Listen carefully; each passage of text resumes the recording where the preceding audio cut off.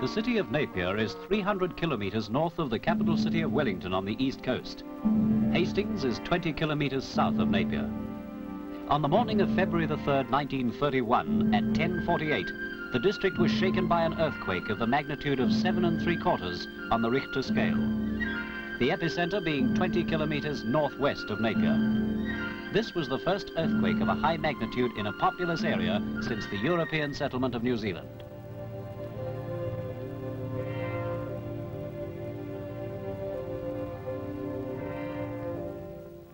The business area of Napier was badly damaged in the first quake and subsequently by fire. Only about 12 of these buildings didn't have to be demolished. On the right, the lower 2 floors of a hotel, a brick building with some steel beams. Fortunately, the naval sloop HMS Veronica had berthed in Napier 3 hours before the quake, and within 9 minutes radioed details and requirements to the naval base at Auckland. 3.5 hours later, 2 cruisers with doctors, nurses, medical supplies and rescue equipment left Auckland. Bread was baked on the all-night journey to Napier, where the cruisers arrived the next morning.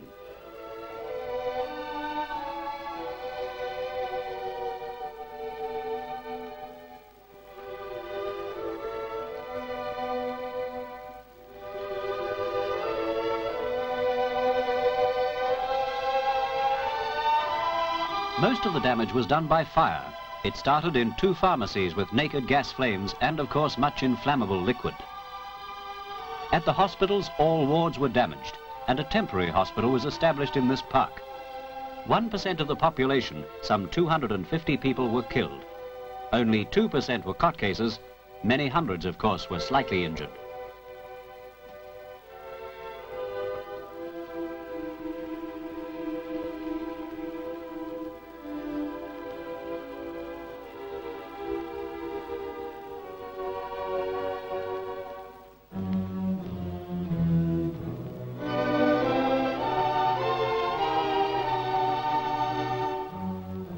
On the following day, 6% of the population were taken away by car, and eventually half of the population, mostly women and children, were taken south. Fortunately, the stocks of petrol were not destroyed.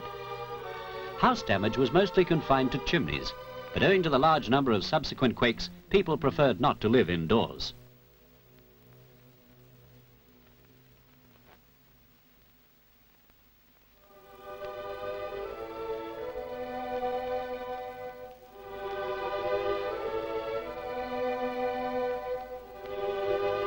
The water pumping station was damaged. The reservoir was cracked, and the water supply failed entirely 1 hour after the quake. One of the great problems was sewerage. The pumps were restarted on the 3rd day, but it was 6 weeks before water and sewerage services were restored to the majority of houses. The Northern Highway. This damage was not typical of the damage to most of the Hawke's Bay roads. The causeway had been built across mudflats and failed largely through lack of lateral support. It was 9 days before a car reached Napier over this highway.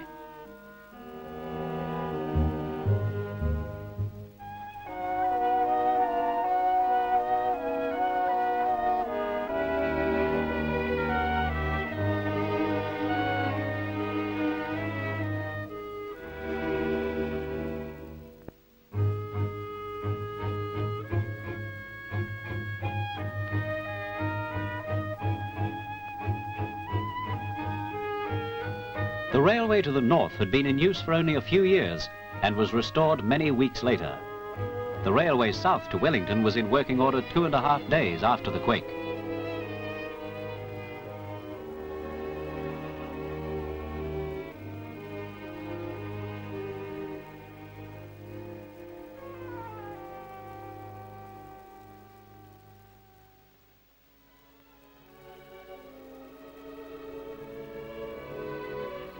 The post office had suffered no structural damage, and when the fire was discovered, it could have been extinguished with 1 bucket of water, had there been one.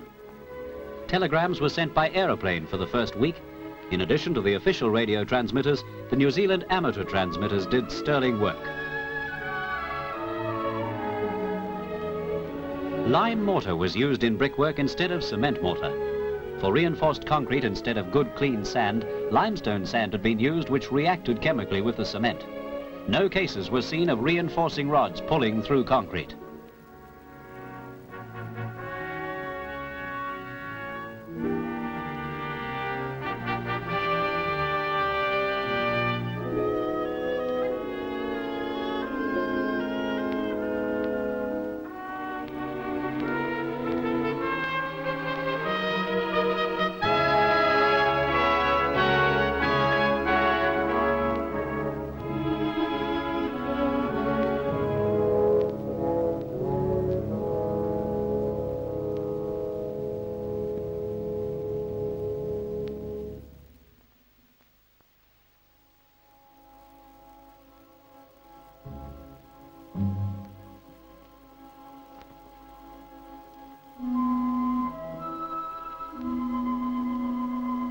The Navy demolished dangerous walls, cleared the streets, took charge of food supplies, helped to restore the sewerage pumps, and generally did much to raise the morale of the people.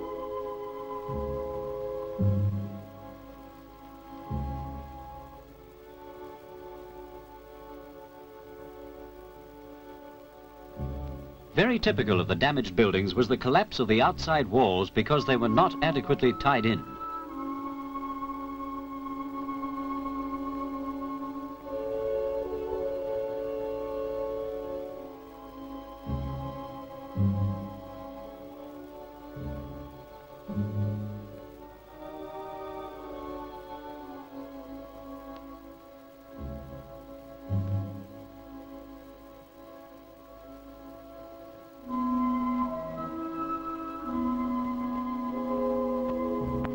The Technical College was a brick building of 2 floors without any concrete columns. There were 300 boys in this school at this time, and many of them were thrown out of the building. In one part, the roof collapsed within 3 feet of the upper floor. One boy was rescued the following day, not much hurt, quite cheerful, but very hungry.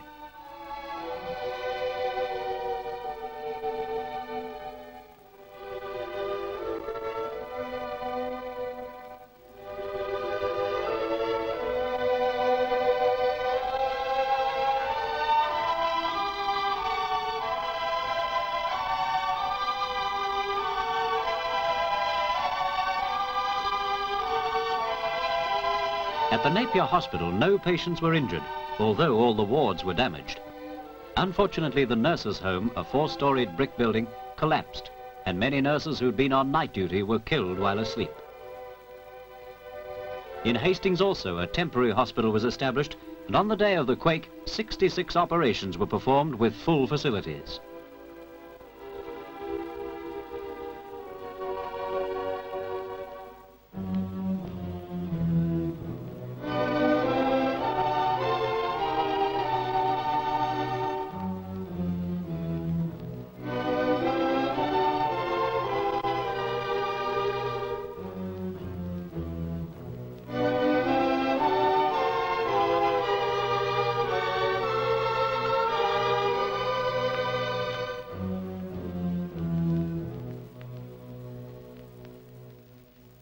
The building here tilted because after completion some of the foundations were dug out for the installation of garages.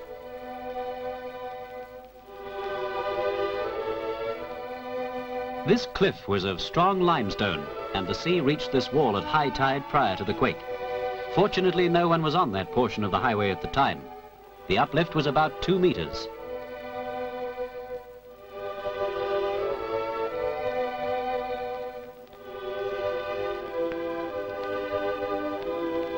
The building on this corner is still in use today.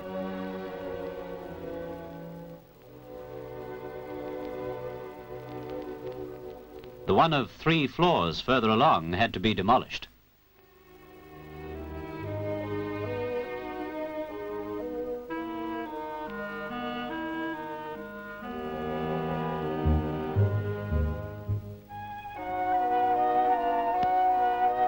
This building had to be refaced with a new front. Supply of electricity from the state system was restored 31 hours after the quake at a lower voltage.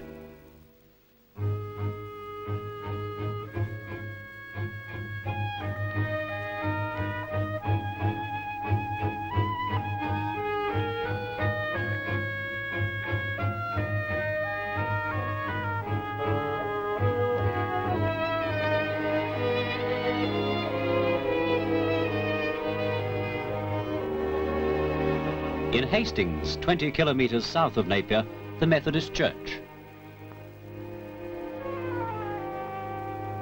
Here, the electricity generating station was restarted 1.5 hours after the quake. Water was pumped and fires were extinguished.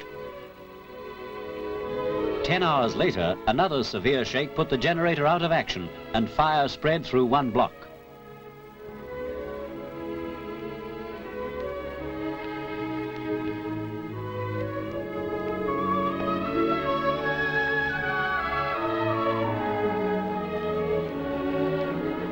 A view of the main business street. 200 premises altogether had to be demolished.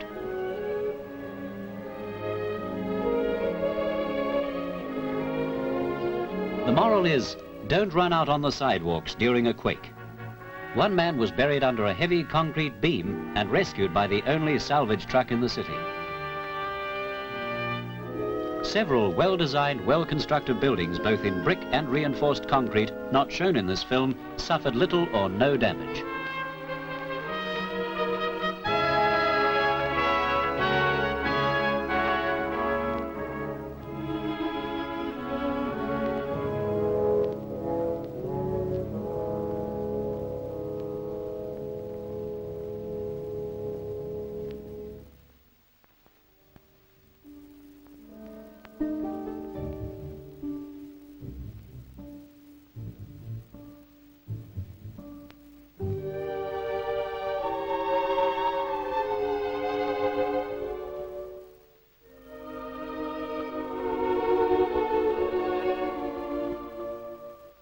A hotel of 5 floors, built floor by floor without engineering advice, collapsed, as you see. At the first shake, the front wall fell out, and in subsequent heavy shakes caught fire. And finally, a heap of rubble. This modern building was damaged by the collapse of the building next to it.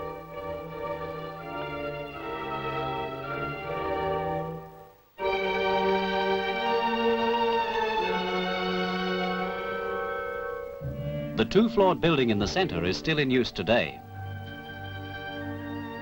Another view of the remains of the 5-floored hotel.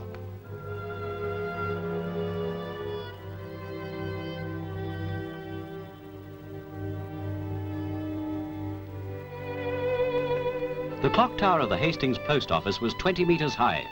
As you see, it dragged much of the building down with it. The heavy bells of the clock were hurled 30 meters out into the street.